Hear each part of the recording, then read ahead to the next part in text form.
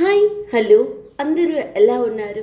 ముందుగా అందరికీ ధన్యవాదాలు. ఈరోజు మన కిచెన్లో ఏం కర్రీ చేస్తున్నారో చూసేయండి. సింపుల్ అండ్ టేస్టీగా చుక్కకూర కోడిగుడ్డు టేస్ట్ వేరే లెవెల్ ఉంటుంది. పిల్లలు కూడా చాలా ఇష్టంగా తింటారు. సో ఇది చేసుకోవడం కూడా చాలా చాలా సింపుల్. ఎలా చేసుకోవాలో చూసేయండి. ఇక్కడ నేను 30 రూపాయల చుక్కకూర అయితే తీసుకున్నాను. దీన్ని మంచిగా సాల్ట్ వేసి 5 సార్లు అయితే మంచిగా మట్టిపోయేదాకా కడుక్కోవాలి. ఇలా కడిగి పెట్టుకున్న తర్వాత కోడిగుడ్లు కూడా మనం ఉడికించుకోవాలి. ఇప్పుడు ఈ చుక్కకూరని అంతటిని కట్ చేసుకోవాలి చిన్న చిన్న ముక్కల మాదిరిగా. ఇదే చుక్కకూర కోడిగుడ్డు కర్రీ కోసం ఒక 4 ఉల్లిపాయలు తీసుకొని ఇలా చిన్న చిన్న ముక్కల మాదిరిగా కట్ చేసుకోవాలి. ఇలా ఉడకబెట్టి తొక్క తీసుకున్న కోడిగుడ్లు ఏం చేస్తారంటే ఇలా స్పూన్ కానీ చాక్ కానీ పెట్టుకొని ఇలా ఓల్స్లా చేసుకోండి. ఎందుకంటే నూనెలో వేయగానే ఏమవుతుందంటే ఎగ్స్ లోపల నుంచి మన పైకి తుల్లే అవకాశం చాలా ఎక్కువ ఉంది. ఓకేనా? ఇట్లా ఓల్స్ పెట్టుకుంటే గ్రేవీ కూడా లోపలికి వెళ్తుంది అనమాట. ఓకే, స్టవ్ పైన బాండి పెట్టుకున్నాము. ఈ బాండీలో ఆల్రెడీ నేను 3 స్పూన్స్ వరకు నూనె అయితే పోసేసాను. నూనె కాస్తంత ఈటెక్కాక ఈ ఎగ్స్ని వేసేసుకొని లైట్ గోల్డెన్ కలర్ వచ్చేదాకా మనం వేగించుకోవాలి.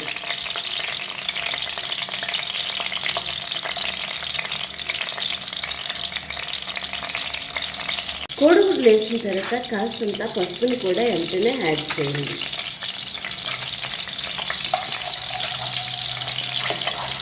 ఇవి నైట్ గోల్డెన్ కలర్ వచ్చేదాకా సిమ్లో మిడిల్లో గ్యాస్ని పెట్టి వేయించుకోండి. మన కోడిగుడ్లన్నీ ఇలా గోల్డెన్ కలర్లో వచ్చేసాయి కదా, ఇవన్నీ ఒక ప్లేట్లోకి తీసేసుకుందాం.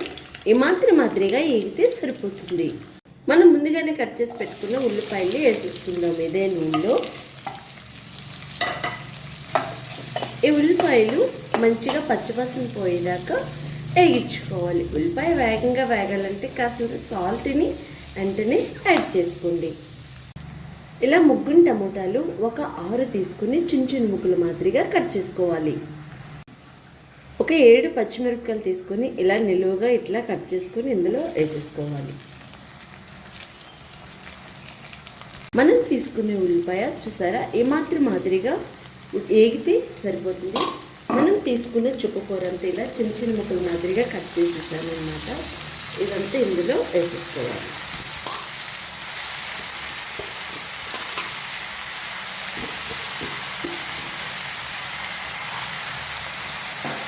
చుక్కకూర చాలా తొందరగా ఉడికిపోతుంది అన్నమాట.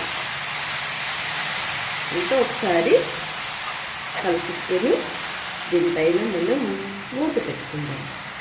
మనం చుక్కకూర అంతా వేసేసాం కదా, ఇంకొకసారి మనం కలిపిసుకుందాం.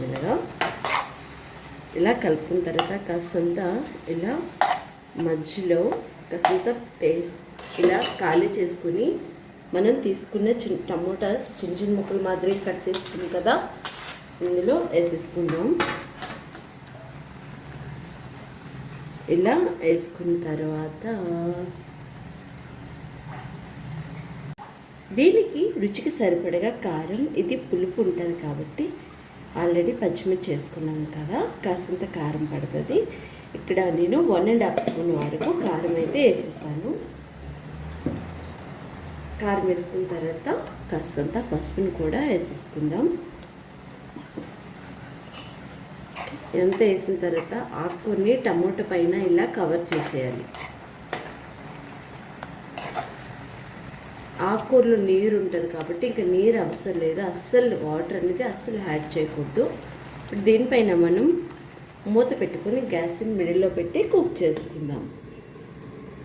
టమోటా వేసాక క్లోజ్ చేశాక 10 నిమిషాల వరకు నేను మూత తీయలేదు. ఇప్పుడే మూత తీసాను.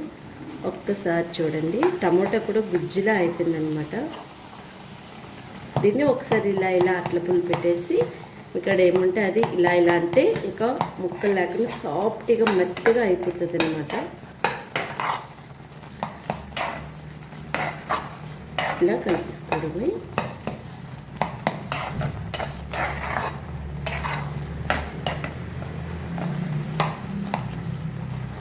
ఇలా అయిన తర్వాత ఇప్పుడు మనం వేగించి పెట్టుకున్న కోడిగుడ్లు కూడా వేసేసుకుందాం. ఇప్పుడు గ్యాస్ని సిమ్లోకి తెచ్చుకోవాలి. ఎందుకంటే ఆల్మోస్ట్ కర్రీ అంతా ఉడికిపోయినట్టే. జస్ట్ ఇంకొక 10 నిమిషాలు కుక్ అయితే సరిపోతుంది కదా. ఈ కూరలో మనం ఒక 1/2 స్పూన్ వరకు జీరా పొడిని కూడా మనం వేసుకోవాలి. నేను ఇక్కడ అంచనాగా వేసేస్తున్నాను, నాకు ఎంత పడుతుందో తెలుసు కాబట్టి మీరు ఒక హాఫ్ స్పూన్ దాకా వేసుకోండి. మీ దగ్గర జీరా పొడి లేకపోయినా పర్లేదు, టేస్ట్ చాలా చాలా బాగుంటుంది. జీరా పొడి ఉంటే ఇంకా కాస్తంత టేస్ట్ రుచి చాలా చాలా రుచికరంగా ఉంటుంది. ఓకే, ఇదొక సిమ్లో మనకి 10 నిమిషాలు ఉడికితే సరిపోతుంది. పర్ఫెక్ట్గా సాల్ట్ అది ఉందో లేదో మనం చెక్ చేసుకొని సాల్ట్ చాలకపోతే వేసుకోండి.